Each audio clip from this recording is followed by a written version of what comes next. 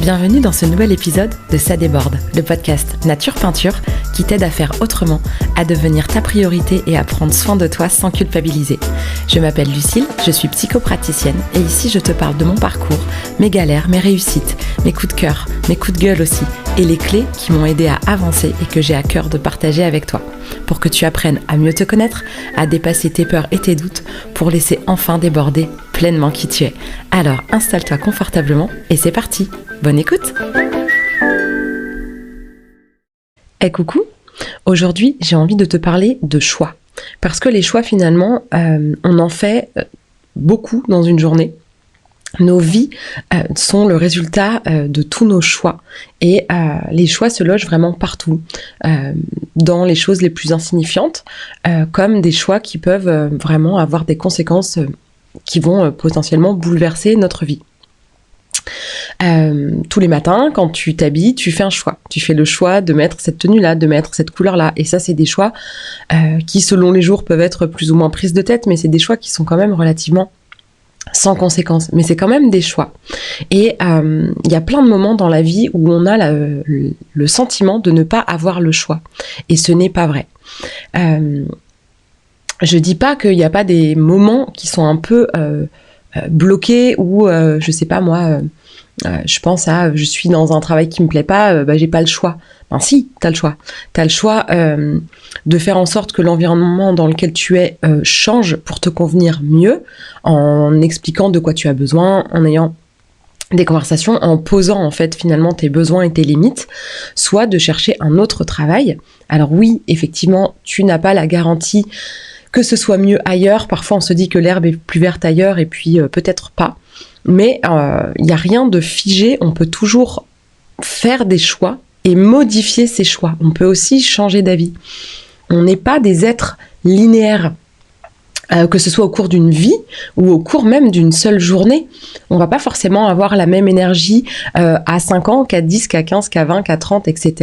On ne va pas non plus avoir la même énergie au printemps, qu'en été, qu'à l'automne, qu'en hiver. Et puis, on va pas non plus avoir la même énergie le matin, l'après-midi, le soir. Donc, pourquoi nos choix seraient figés et on n'aurait plus le droit de revenir dessus alors que finalement, on est différent au cours d'une journée. Et je trouve aussi que chaque jour, potentiellement, on est différent. Chaque chose que tu vas vivre dans une journée va s'ajouter à ton bagage d'expérience. Et peut-être que tu auras appris des nouvelles choses et ça fera de toi quelqu'un qui a une vision un peu différente. Et puis bah voilà, c'est selon les âges de la vie, on n'a pas les mêmes priorités, on n'a pas les mêmes, les goûts changent, tout change finalement.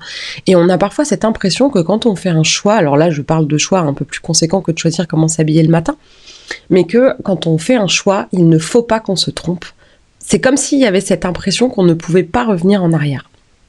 Ce qui fait qu'on va se mettre la pression énormément. Et il y a autre chose qui va venir ajouter un cran de pression quand on parle de faire des choix, c'est que on essaye de faire des choix qui vont convenir à tout le monde. On veut bien faire des choix, mais finalement, des choix qui vont pas nous exposer ou à des critiques ou à une relation qui deviendrait tendue ou d'avoir des conséquences, peut-être de perdre son travail si on faisait le choix de dire ce qui nous convient pas, par exemple. Donc finalement, ce qui va bloquer un choix, c'est la peur des conséquences. Et faire un vrai choix, c'est faire un choix sans avoir peur des conséquences. Ou en tout cas, en ayant conscience que conséquences il y aura forcément, quoi que vous fassiez comme choix. Et on va être clair, ne pas choisir, c'est un choix. Hein. Ne pas se positionner et laisser la situation se dégrader et ne pas bouger, c'est choisir de ne pas bouger. L'absence de choix, le non-choix, c'est un choix. C'est choisir de ne pas choisir. Donc c'est toujours une histoire de choix. Et il y a des choix dans lesquels on est confortable, d'autres dans lesquels on est absolument inconfortable. Mais souvent, on va avoir tendance à moduler nos choix en fonction de la peur des conséquences qui sont derrière. La vraie liberté, c'est de ne plus avoir peur des conséquences. Vraiment. On entend parfois le choix de facilité. Le choix de facilité, pour moi, c'est de choisir la solution qui va faire bouger le moins de choses, qui va déranger le moins autour de soi. Donc on va dire qu'on choisit la facilité parce que finalement on laisse grosso modo les choses comme elles sont. Je sais pas si une situation nous convient pas ou si, je sais pas moi, on a une amie ou un collègue ou quelqu'un de la famille qui est toujours en train de critiquer ce qu'on fait ou de je sais pas quoi, et que voilà, le choix de la facilité, c'est de dire allez, je choisis de fermer ma gueule, comme ça au moins ça passe, je m'en fous. Et ça peut être hyper ok, c'est pas un problème, hein. Et le choix de la facilité, ça veut pas dire que c'est facile à vivre à l'intérieur, hein. C'est plus facile à faire dans le sens où il va y avoir moins de conséquences, ça va moins bouger. Et comme quand ça bouge moins, c'est plus rassurant. Tout ce qu'on connaît, même si c'est pas confortable, on préfère. C'est plus rassurant parce qu'on connaît. On connaît notre boulot qui nous plaît pas. On sait ce qui nous plaît pas. On sait pourquoi. On s'est habitué aussi petit à petit.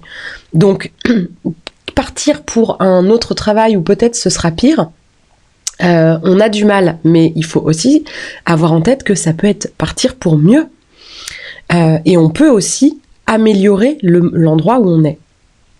Chacun va avoir une manière de se positionner, va avoir un seuil de tolérance, j'ai envie de dire, à certains comportements ou à une manière de traverser ses journées. Et il n'y a pas de hiérarchie dans la manière de se positionner. Par contre, ce qui est hyper important, c'est de sentir quand tes choix font que tu ne te sens pas bien, en fait, dans ta vie, dans ta réalité. Parce que finalement, c'est ça qui arrive.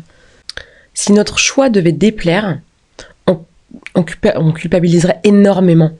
Parce que finalement, on reste dans cette peur des conséquences. Quand on est prêt à assumer toutes les conséquences d'un choix, parce qu'un choix, on a toujours. Il y a les conséquences qu'on espère, celles pour lesquelles on fait le choix. Il y a les conséquences qu'on redoute, qu'on a imaginé qui pourraient mal se passer et qu'on redoute. Et puis, il y a toujours des conséquences bonus. Ces conséquences qu'on n'a pas vu venir, qui peuvent être très positives ou beaucoup plus problématiques. Ça peut être vraiment la cerise sur le gâteau, comme « Waouh, j'aurais jamais cru qu'en réussissant à faire ce choix, pour peu que ça ait été un peu dur en plus comme choix à faire, waouh, j'ai l'impression d'avoir une cerise sur le gâteau, je m'y attendais pas. Si j'avais su, j'aurais fait ça, je me serais positionnée comme ça depuis bien longtemps. » Et puis, il y a aussi des choses qui vont comme des effets dominos qui vont avoir des conséquences inattendues, peut-être à des endroits où on l'attendait pas et où là, waouh, quand on se prend ça dans la tronche, ça pèse lourd, c'est super dur. Mais même un choix avec lequel on n'est pas en accord va fonctionner comme ça. Et je peux t'assurer que quand tu fais un choix et que tu es vraiment profondément en accord avec ce choix, que tu le fais pour toi, parce que ça en vaut la peine, parce que ça compte, et que tu t'accroches à ce pourquoi tu as fait ce choix-là, ça a beau être un choix qui vraiment te convient. Quand, si jamais il y a des conséquences difficiles qui arrivent, on peut vite se dire putain, est-ce que j'ai vraiment fait, est-ce que j'ai eu raison quoi de faire ça, est-ce que ça en valait la peine parce que ça pèse lourd. Et ça c'est valable même quand le choix est juste pour soi et avec lequel on est ok. Et encore une fois, je pense que je vais vraiment le dire à chaque fois, on s'en fout de savoir si t'as tort ou raison. Si c'était le bon choix ou le mauvais choix, c'est pas en ces termes-là. C'est le choix avec lequel t'es plus en accord au moment où tu le fais. Imagine bien que quand déjà t'es en accord avec ton choix, le poids des conséquences peut être vraiment très lourd. Je te laisse imaginer ce que ça donne quand tu fais un choix avec lequel tu n'es pas en accord, que tu fais un choix plutôt pour les autres que pour toi, et que c'est pas si ok que ça. Et ben quand tu vas avoir des conséquences qui vont commencer à s'accumuler de ce choix-là, et que c'est un choix avec lequel t'es pas super à l'aise ou super en confort ou en accord, bah crois-moi, le poids que ça va peser va être encore plus lourd. Vraiment. Donc, faire un choix facile avec des grandes guillemets ne va pas t'épargner le poids des conséquences. Et même, ça va être pire. Je t'assure que c'est pire. Porter les conséquences d'un choix avec lequel on n'est pas en accord, c'est terrible. C'est vraiment terrible. Et dans ces cas-là, ce qui va se passer, c'est qu'on va potentiellement en vouloir à la personne pour qui on a fait ce choix-là.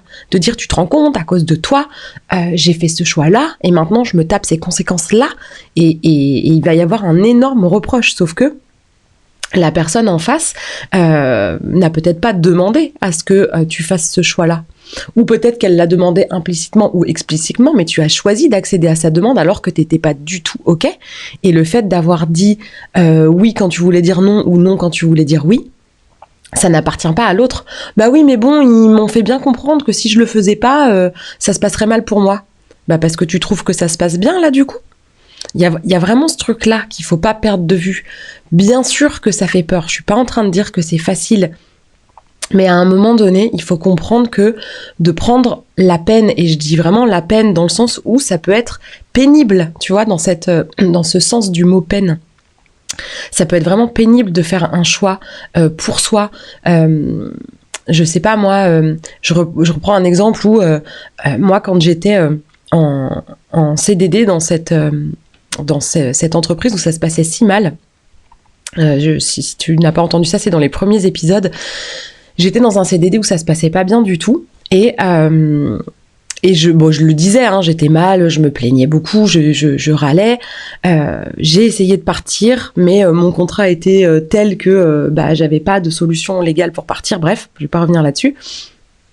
Tout ça pour dire que quelque part, j'avais mon père qui venait de temps en temps déjeuner avec moi et qui me disait alors, tu penses que tu pourrais rester dans cette entreprise parce que quand même, ce serait bien, maintenant que tu as un boulot, ce serait bien si tu crois qu'il y aurait une place pour toi. Donc au lieu de dire la vérité et de me positionner dans le choix que j'avais fait de ne pas rester dans cette entreprise du tout, jamais, quoi qu'il arrive, j'ai pas osé le dire parce que j'ai eu peur de me prendre un sermon ou qu'il s'inquiète et donc j'ai choisi finalement de mentir ou d'éluder un peu la question en disant non, je remplace, c'est un contrat pour remplacer quelqu'un, la personne va revenir, et en fait quand on se justifie ou quand on essaye d'éluder un positionnement qui est le nôtre, dans la vraie raison qui est notre positionnement et notre choix, la personne en fait continue d'argumenter ou de contre-argumenter.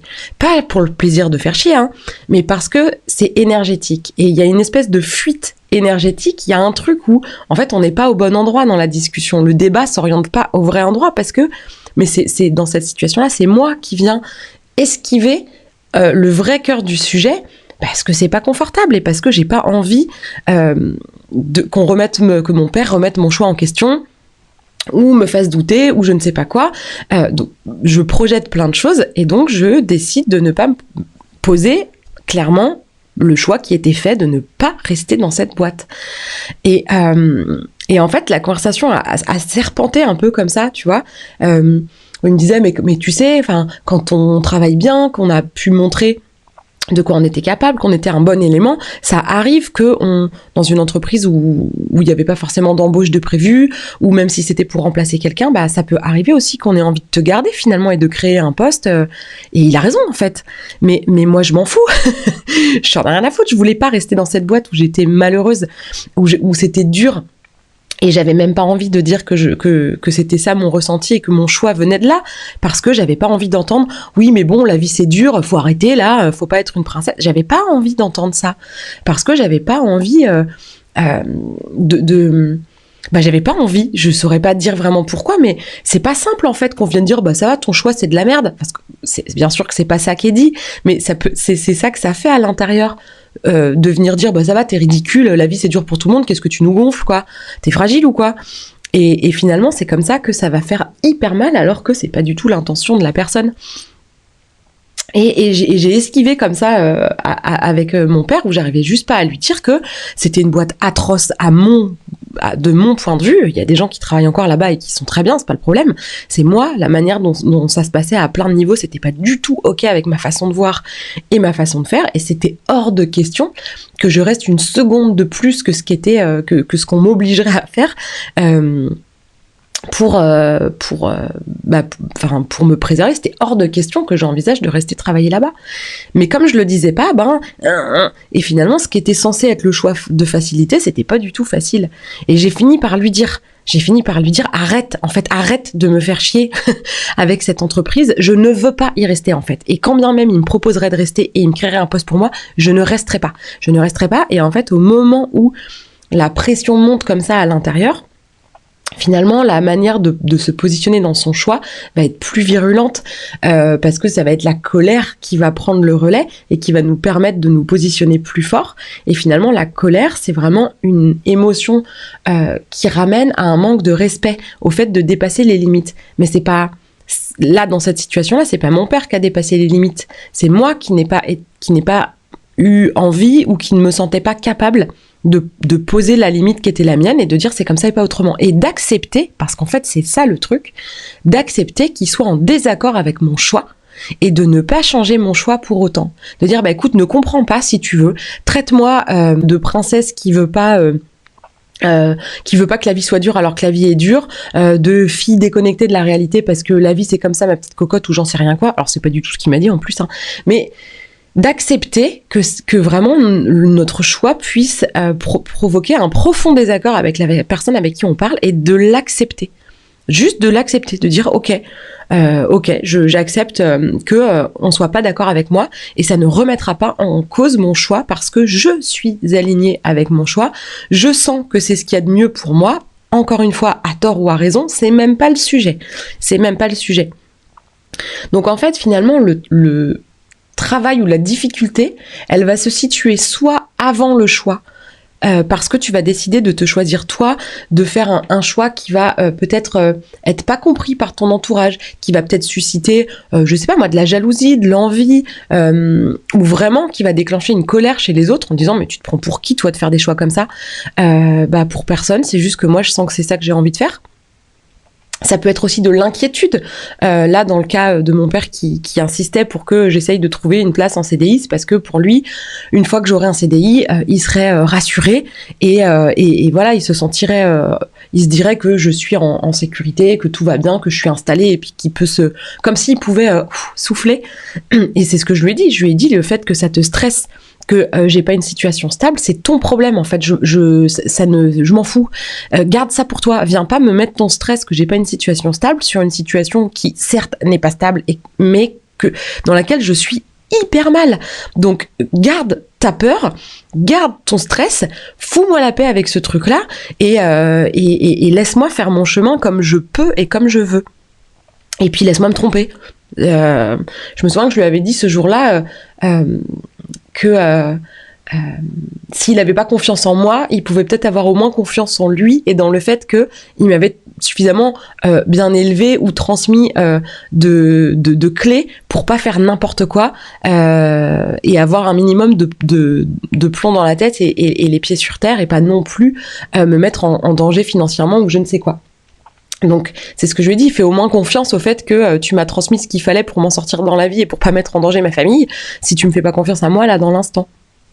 Donc voilà, mais c'est pas des discussions faciles, mais ceci dit, la discussion précédente où j'ai lu des tout, elle était pas beaucoup plus facile. Donc en fait finalement, soit le travail va se faire avant le choix, parce que ça va demander un grand travail de positionnement, d'être prêt finalement à peut-être à déplaire ou à décevoir, peut-être même décevoir les attentes. Je reprends un peu cette idée de, je sais pas moi, avoir envie de faire telles études quand dans la famille on est, je sais pas moi, médecin de père en fils et d'avoir envie d'être garagiste. Ouh. Dans la famille ça va coincer. Ou l'inverse, dans une famille de garagistes d'un seul coup de vouloir être médecin. Mais qu'est-ce qui te prend? On n'est pas assez bien pour toi. Vous voyez, il peut y avoir ce genre en fait de jugements qui vont être posés alors que mais pas du tout. Ça n'a rien à voir avec ça. Mais les choix qu'on va faire vont être remis en question. Et plus vous allez être en vacillant, j'ai envie de dire, dans votre choix, de sentir que quand même c'est ça le juste choix, mais que si on pouvait vous valider, ce serait quand même plus confortable. Tu peux être sûr que les gens en face vont pile appuyer là où tu faiblis. Alors pourquoi? Encore une fois, on n'est pas en face d'une armée de Machiavel qui vient appuyer exprès là où on a mal. C'est juste que, à mon sens, c'est complètement énergétique. Que finalement, là où on vibre quelque chose de pas si solide, on va nous renvoyer ça. Pourquoi? Parce que dans les questions qui vont être posées, si déjà on n'est pas si sûr de ça, de notre choix, on va vaciller, mais parce qu'en fait on vacille déjà. Un choix sur lequel tu ne te remets pas du tout où tu n'as aucun doute ne sera pas remis en question. Et quand bien même il le serait, c'est à peine si tu l'entendrais. J'avais entendu une phrase dans une conférence qui disait ça: un choix non négociable n'est pas négocié. Point barre. C'est aussi simple que ça. C'est souvent assez simple, hein, les principes que j'évoque, c'est souvent assez simple, mais c'est pas facile. J'ai l'impression de radoter, mais c'est vraiment quelque chose qui est sous-jacent à beaucoup de principes. C'est tout simple. Un choix non négociable n'est pas négocié. C'est tout. C'est vraiment aussi simple que ça. Je te donne un exemple. Quand j'ai commencé mon activité, mon cabinet était chez moi. Et donc, je ne recevais pas de gens, de clients, je n'avais pas de séance, en tout cas pas en présence, en visio éventuellement, mais pas en présence, quand mes enfants et mon mari sont à la maison. Donc de fait, le samedi, je ne travaille pas. C'est pas que je peux pas, c'est que j'ai choisi de ne pas travailler. Je ne veux pas aménager j'avais décidé, j'avais choisi que je ne travaillerais pas le samedi. C'est aussi simple que ça. Et j'étais OK avec mon choix. Et encore une fois, je n'ai pas raison ou tort de ne pas travailler le samedi. Il y en a qui travaillent le samedi mais pas le lundi. Il y en a qui travaillent le lundi et le samedi mais pas le mardi. Enfin, peu importe, il n'y a pas de bonne manière de faire. Il n'y a que ceux avec quoi on est en accord. J'avais décidé que je ne travaillais pas le samedi. Et je n'ai jamais personne qui m'ait demandé un rendez-vous un samedi. Jamais. C'est jamais arrivé. J'aurais dit, oh, quand même, c'est important pour moi d'avoir mes 2 jours d'affilée, de pouvoir profiter de mes enfants quand ils sont pas à l'école. Mais bon, j'ai quand même peur que dans le développement de mon activité, ça freine parce que quand même, les gens, ils sont dispo le samedi. Est-ce que je me mets pas une balle dans le pied? Mais quand même de sentir que c'était important pour moi, mais d'avoir un peu ce moment de flottement, de doute. Tu vois, c'est cette espèce d'hésitation à se dire, est-ce que j'ai vraiment le droit, en fait, de m'autoriser, est-ce que j'ai le droit, est-ce que c'est OK que je ne travaille pas le samedi, et d'assumer les conséquences, c'est-à-dire peut-être de perdre des clients qui vont dire, ah mince, moi je peux que le samedi. Écoutez, moi dans ces cas-là, ce que je fais, c'est que j'ai une amie thérapeute qui est excellente et qui travaille le samedi, et les gens qui vraiment n'auraient pas, parce que je te dis, ça m'est jamais arrivé, n'auraient pas d'autre solution que de prendre un rendez-vous le samedi, et je les adresserai à mon amie qui travaille le samedi. Elle ne travaille pas le lundi. Et s'il y a des gens qui vraiment ne peuvent pas s'arranger autrement, elle pourrait envoyer les gens vers moi qui travaillent le lundi, par exemple. Et il n'y a pas de danger financier spécialement c'est vouloir sauver les autres que de vouloir répondre à absolument toutes les demandes. Et comme c'était un choix qui était non négociable pour moi, il n'a jamais été négocié par personne. Donc c'est juste un choix qui était en accord avec moi-même. Et souvent, quand on est prêt à assumer toutes les conséquences de notre choix, les très durs comme les plus cool, quand on est prêt à accueillir aussi, parce que c'est pas si simple d'accueillir aussi le côté positif, les retombées ultra positives d'un choix. Parfois, on va pas réussir à se positionner parce qu'on a peur de réussir plus que parce qu'on a peur d'échouer. Et ça, c'est pas si simple à sentir, que la peur de réussir peut être hyper bloquante, peut-être même parfois encore plus que la peur d'échouer. Donc quand on fait un choix, la grande difficulté va être d'être prêt à s'ouvrir à tout le positif qui pourrait arriver derrière, et également de dire écoute, s'il doit y avoir du négatif, je ferai avec parce que c'est trop important pour moi. C'est ça l'idée. Pas de se dire en mode judéo-chrétien, si ça se passe mal, c'est sûrement que je le mérite, qu'il faut que j'en chie pour que ça ait de la valeur. On n'est pas là-dedans. Hein. Juste de dire, ok, il y a sûrement des moments où ce sera dur, mais je t'assure qu'il y aura des moments où ce sera dur aussi quand tu seras pas en accord avec un choix que tu fais. Hein. Je te le dis, et ce sera pire. Et pour illustrer ça, j'ai envie de te parler du mythe de Circé. Parce que je trouve que ça illustre très bien ce moment où finalement on est prêt à assumer les conséquences de nos choix sans se dérober, et où finalement, quand on en est à ce stade-là, vraiment, les conséquences les plus terribles, on n'y fait pas face globalement. Circé, c'est une nymphe, mi-nymphe, mi-déesse, c'est la fille du soleil, c'est la fille d'Hélios, qui est bannie à un moment donné. Je ne vais pas faire toute l'histoire de Circé, mais elle est bannie sur une île, et sur laquelle arrive Ulysse, et elle a une histoire d'amour avec Ulysse, et elle a un enfant. Et Ulysse repart, et elle est sur son île bannie, elle n'a pas le droit de bouger de cette île-là, et son fils grandit avec elle. Mais un jour, il a envie d'aller rencontrer son père, d'aller à la recherche de son père, et donc de partir. Mais Athéna veut tuer le fils de Circé. Et donc, depuis toutes ces années, Circé, qui est une sorcière, fait des sorts, des potions, ensorcelle l'île pour la protéger, pour que l'île entière soit protégée, pour que son fils soit protégé. Mais si son fils doit partir, elle ne pourra plus le protéger puisqu'elle ne peut pas l'accompagner. Et donc, elle ne peut pas le protéger. Et elle a peur que Athéna le tue.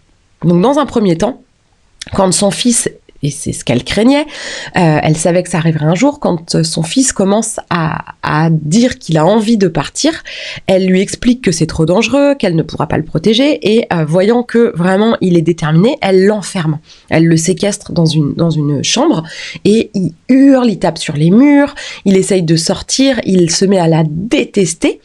Et pendant un temps, elle fait le choix, elle accepte finalement les conséquences de son choix, elle préfère que son fils la déteste, et que leur relation soit abîmée à tout jamais, plutôt que de le laisser partir et d'avoir potentiellement sa mort sur la conscience et de vivre avec l'idée qu'elle aurait jamais dû laisser partir son fils et que c'est de sa faute à elle s'il est mort.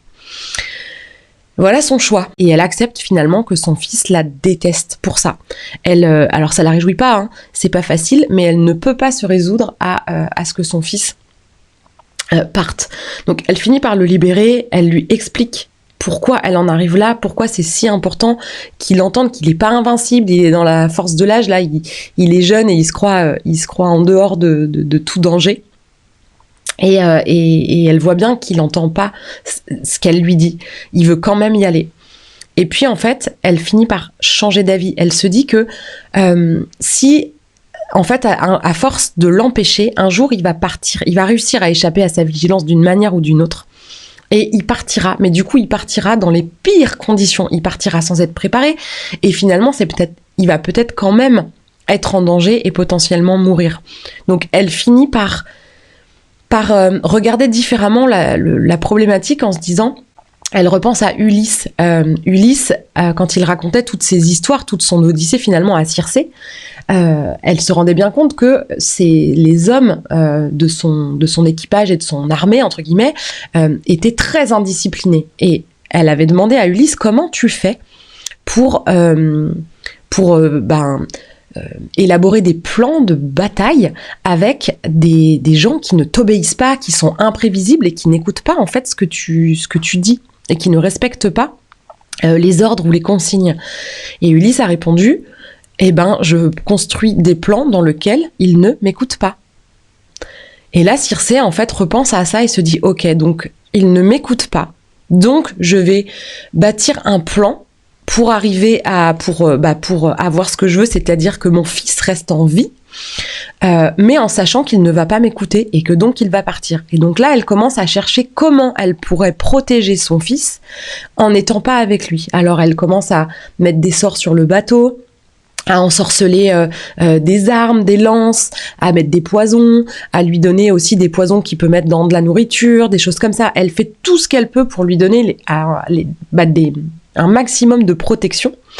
Et ça ne suffit pas encore pour elle pour se sentir ok de le laisser partir. Alors elle décide d'aller affronter une divinité marine qui est au fin fond des profondeurs et qui a c'est une espèce de poisson, un peu une genre de raie, qui a un dard dans lequel il y a un poison si puissant que rien que de le toucher sans même qu'il y ait besoin d'une coupure, un mortel, un humain en fait, meurt. Et les dieux qui sont du coup immortels, s'ils touchent le poison, ils sont soumis à une douleur atroce pour l'éternité du coup. Et donc, elle arrive voir cette divinité marine et elle dit qu'elle vient pour avoir son poison. Et il lui dit, très bien, je te le donne si tu acceptes de te soumettre au poison. C'est la condition en fait. Donc, forcément, elle hésite, la souffrance éternelle ou la possibilité de sauver son fils. Donc elle se dit qu'elle peut pas faire ça tout son corps s'effondre un peu, ne veut pas y aller, ne veut pas accepter ça parce que va y avoir tellement de souffrance. Et puis finalement, dans sa tête, elle se dit non mais si, en fait, je ne pourrais pas vivre en me disant que j'ai pas osé prendre ce poison pour pour protéger mon fils et s'il meurt. Donc ok, je suis prête. Et donc elle lui dit bah ok, j'accepte. Vas-y, frappe. Je vais me soumettre au poison. Et là, le monstre marin lui dit « Ah non, mais moi, je vais rien faire du tout. Tu vas le faire toute seule. Tu vas toucher toute seule le poison. » Donc, imaginez, c'est déjà quelque chose d'accepter une sentence, mais alors de se l'affliger à soi-même, on est encore dans un step au-dessus. Donc, elle repasse par tout un tas d'émotions, de sensations, de plein de choses. Et finalement, elle se dit « Non, mais si, il faut que je le fasse. » Et elle ferme les yeux. Elle approche sa main du dard où elle va se confronter au poison. Elle ferme les yeux, elle prend une grande respiration et d'un coup, elle avance sa main pour justement toucher le poison. Et là, sa main part dans le vide. Donc elle réouvre les yeux et elle se rend compte que le dard n'est plus là et qu'elle a touché dans le vide et donc elle comprend pas. Et le monstre marin, enfin la divinité marine, lui dit c'est bon, tu as gagné le poison, tu peux prendre le poison. Parce que c'est ça le prix à payer en fait, c'est d'être prêt que ce soit tellement important que tu sois prêt à ça, que tu sois prête à ça du coup, pour obtenir le poison. Et de tous les grands héros qui sont allés voir cette divinité, les Hercule et compagnie, pour personne c'était suffisamment important pour aller jusque là. Et finalement elle n'a pas eu à subir cette douleur là et elle a pris ce poison incroyable qu'elle a donné à son fils pour le protéger. Est-ce qu'elle a eu raison ou tort ? J'en sais rien et on s'en fout. Mais l'idée, c'est de sentir que parfois, quand on est prêt en fait à relever des défis incroyables et à ne pas courber devant l'obstacle, si la raison profonde est plus importante, c'est pas le souhaiter, c'est juste dire ok, s'il faut aller jusque-là, j'irai jusque-là. Et bien souvent, cette détermination-là, le choix en fait, son choix était non négociable et il n'a pas été négocié. Donc c'est ça que j'aimerais avoir réussi à te transmettre dans cet épisode et j'espère que tu arriveras à sentir que tu as le droit d'être déterminé dans un choix et que ton choix peut ne pas faire l'unanimité, mettre du monde en désaccord, peut-être déplaire ou décevoir, mais que ce n'est pas forcément une raison pour ne pas faire un choix qui serait bon pour toi. Voilà, j'espère que cet épisode t'aura apporté des clés, que ça t'aura amené une autre manière de voir, peut-être même un élan à te positionner différemment. Et comme d'habitude, si tu as envie qu'on en échange, tu peux me contacter sur Instagram ou sur mon site internet. Et tu peux aussi, si tu veux me soutenir, si mon podcast te plaît, ou si tu penses que ce sujet pourrait plaire à quelqu'un de ton entourage, n'hésite pas à le partager, à me mettre une note et à peut-être mettre un commentaire sur les plateformes où c'est possible parce que ça aide le podcast à se faire connaître. Moi, ça me soutient beaucoup et ça m'aide tout simplement à continuer. Je te souhaite une belle journée ou une belle soirée selon le moment où tu écouteras ce podcast et je te dis à bientôt. Si cet épisode t'a plu, tu peux laisser un commentaire, noter avec tout plein d'étoiles ou encore t'abonner pour ne pas rater les prochains. Tu peux aussi partager cet épisode pour que d'autres personnes osent laisser déborder qui elles sont vraiment. Et si tu veux en savoir plus sur ma manière de travailler, mes outils et les accompagnements que je propose, rendez-vous sur ma page Instagram L'Oreille et la Plume ou sur mon site internet. Merci beaucoup de ton écoute et de ton soutien. Passe une belle journée ou une belle soirée et on se retrouve bientôt.